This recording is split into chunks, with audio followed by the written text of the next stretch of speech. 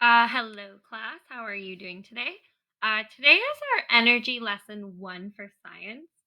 We had our amazing science venture interactive lesson, and I thought we could expand a little bit on it. So, we're just talking a little bit about energy today. One of the most important types of energy on Earth is heat energy. A great deal of heat energy comes from the sun's light hitting Earth. Other sources include geothermal energy, friction, and even living things. The heat energy unit helps students understand what heat is, how it is transferred, how it's measured, and how insulation can keep heat in or out. Heat is essential to all living things. The sun's energy provides us with heat every day, and other sources of heat are easy to find and use. In our biodiversity unit, we talked about the sun's energy. In our water cycle unit, we talked about the sun's energy. And now, when we're learning about energy specifically, the most important is from the sun. So that's pretty cool. When we're talking about the heat energy, you can think about the egg that she cooked today, that our wonderful science venture person cooked using just heat. Or she was using the light, sorry, the light. She used a light to heat up her egg and cook it. That was really cool. The big idea, heat energy is the driving force behind everything we do. This energy gives us the ability to run, dance, sing, and play. We also use heat energy to warm our homes, cook our food, power our vehicles, and create electricity.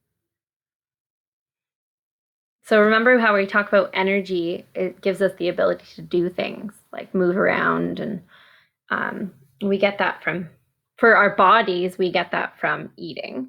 And this is heat energy, right? So it also contributes to us being able to do things.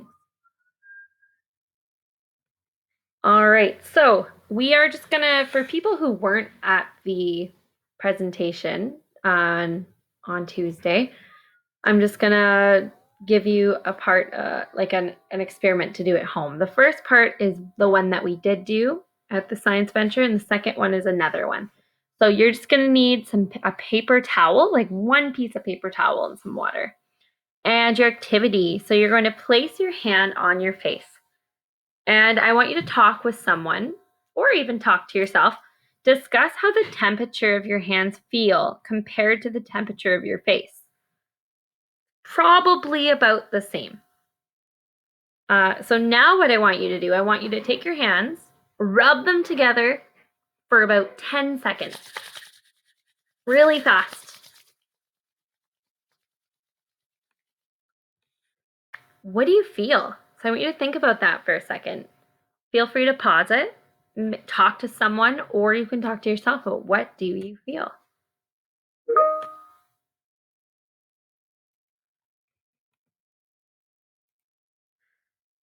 Your hands should feel warm.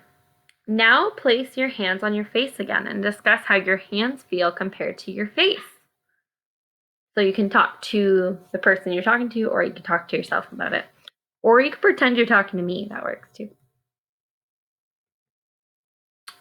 Your hands should feel warmer than your face. Why do you think your hands warmed up?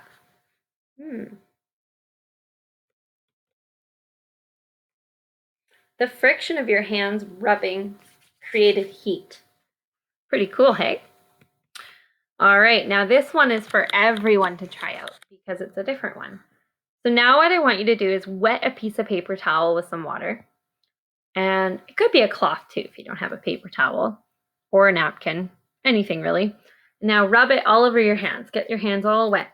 After, I want you to wave your hand around really fast for about 10 seconds, or you could just blow on your hands, or you could do both. How does that feel? I want you to talk to someone, or you can pretend you're talking to me. How does that feel when you do that? What temperature does that feel like?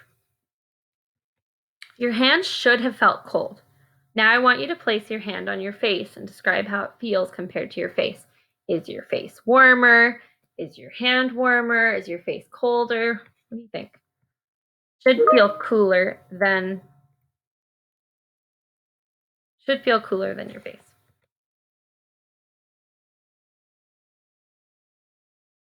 Why do you think your hands feel cool? What do you think? And also, again, feel free to pause this at any point to talk about it or think about it. Why do you think your hands feel cool? The reason your hand feels cool is because evaporation uses heat energy, removing heat from the skin and making it feel colder. Cool, huh? All right, now I just have some thinking questions for you. And here it's called Energy Lesson 1 Questions. It says choose 3 questions to answer. Use full sentences, please. So there are 6 different questions, and I want you to choose. Hang on, I'll say choose 2 or 3 if you're in grade 2, or 4 if you're in grade 3. We'll do that. That makes sense. And remember, please use full sentences, please. A few people like writing sometimes in full cap locks, not often, but and some other people aren't remembering their punctuation and their capitals. So try to really focus on that when you're writing the best you can. How could you use either of these methods to keep cool on a hot day or stay warm on a cold day? We're talking about the cold paper towel and the rubbing of your hands together activity we just did. So how could you use that on a cold day or on a hot day? Tell me. You can tell me one of those. You can tell me both of those. It's up to you if that's the one you want to do. So when I say choose 3 or choose 4, you're choosing only 3 or 4 of the questions to do. How warm or cold do you think your hands could get by trying these methods? Do you think the inside of your hands changed temperature very much when you tried each method? Why or why not? So when you are rubbing your hands together, when you are putting the water on blowing, is there a big temperature change or just a little one? Why or why not, do you think? Number 3, do you know any other ways to warm or cool your skin? Describe your method and explain why it works. Tell me about it. Number 4, have you ever felt a bicycle tire after you've ridden a while? It gets warm. Why do you think so? So why does that happen? I need a space there. All right, number 5, why do you feel cold when you are wet? And so this is why do you think? And how do animals stay warm or cool? All right, good luck. And if you have any questions, let me know.